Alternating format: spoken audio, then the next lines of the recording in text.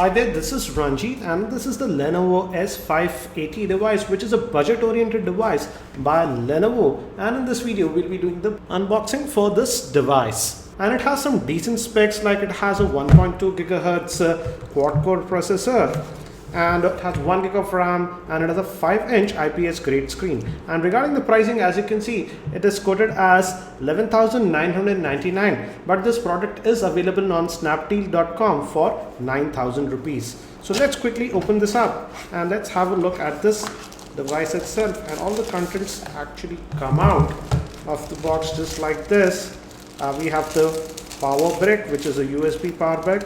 Looks pretty good quality, I would say. We have the USB cable, the headset, which is again an ordinary one. We also have Lenovo limited warranty information and the product guide. The battery is a removable and it looks like a massive battery, but it's just a 2150 milliamp hour battery. So let's keep these things to the side. We also do get this protective screen guard free with this device in the package. Let's take this out, and this is the device itself.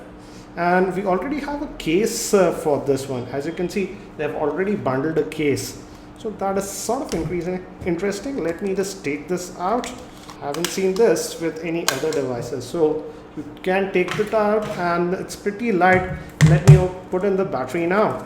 It's a dual SIM device. We also have a micro SD card slot, and it can accept SD cards up to 32 gigabytes.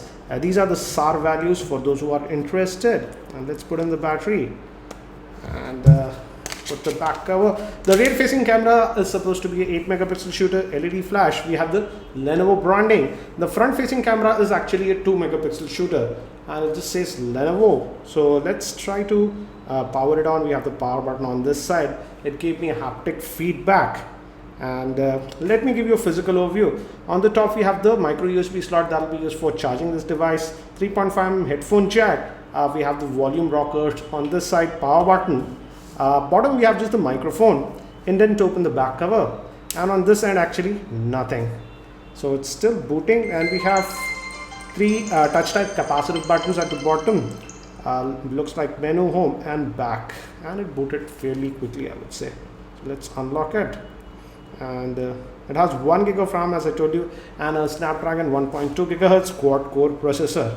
I'm not very sure what is the version of Android it runs, so let's invoke it. And as you can see, it's running a custom skin. So we don't have an app drawer, but there are folders and quite a bit of games, and third-party apps are already pre-installed. Internal storage is 8 gigs, but let's see how much do we get. Let's look at the settings. So these are the settings for this device. And let me quickly actually go to the display first, and let's see the brightness. And we have the auto brightness sensor also, as you can see. And right now I put it on auto, but for now I'll just keep it on manual setting. So we have the auto brightness sensor, and let's look at the Android version that we get. This is the SIM management, and if we go about the device, it's running on the Android version 4.3, which is Jelly Bean. So 4.3 is what you get. And let's look at the storage. So out of that 8 gigs of internal storage that you have, you get about 5.1 gigabytes free, and we can add a SD card up to 32 gigabytes, but I'm not very sure if we can move the apps to the SD card. I'll test that in my review. So let's just go back, and I'll just quickly connect to my Wi-Fi network. Yeah, it is connected to my Wi-Fi network, and again we have Google specific apps that are pre-installed. Let's go back. We have Chrome browser that is also pre-installed. I see a bit of lag, as you can see on this device in the UI, at least as of now. Again, it's the first boot for this device. Let's just go out. A lot of junk is pre-installed in my opinion, but let's fire up the web browser. This is the web browser. Let's just go to, let's accept all those terms and conditions, and this is the default keyboard. Looks like stock, and it's giving me haptic feedback whenever I touch any key. Let's go to readuff.com, and it loaded it actually very quickly. Let's force it to the desktop mode. Oops. And this is the menu button, and if you hold this one, Actually, you do also get to the multitasking tray, so it's acting like a two-way switch. Pinch to zoom is decent, but not super responsive, I would say. But again, this is an entry-level device. Let's open up this story and let's see how it loads. Again, it loaded it very quickly. And another good thing with this device that I'm noticing is the screen quality. It's a 5-inch screen and it's a 720p HD screen, and also the viewing angles are pretty decent in my opinion. But I'll test, because as you can see there is a little bit of jerkiness.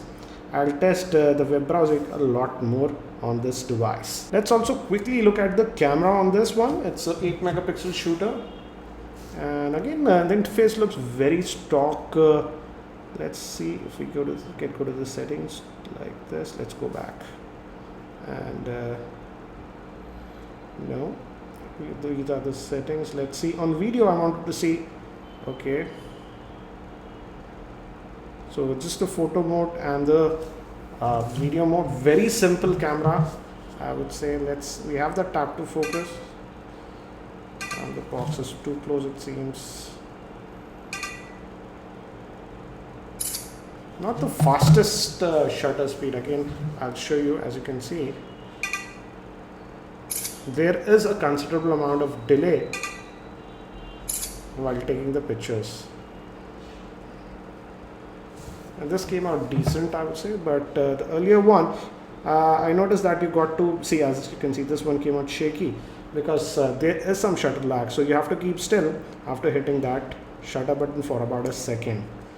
So that's it for now for this very quick unboxing of this Lenovo S580 smartphone. If you have any particular questions regarding this device, do post them in the comment section and I'll try to include them in my review. Thanks for watching. This is Ranjit and I hope to see you in my next video.